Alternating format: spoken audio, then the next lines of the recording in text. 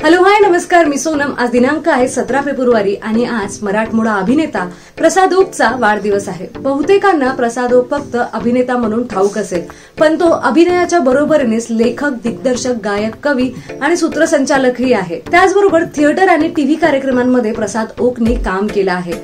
अभिनयाचं नाणं खणखणीत वाजवणारा प्रसाद ओक सोशल मीडियावरही तितकाच सक्रिय आहे। या माध्यमातून तो आपल्या चाहत्यांच्या संपर्कात असतो।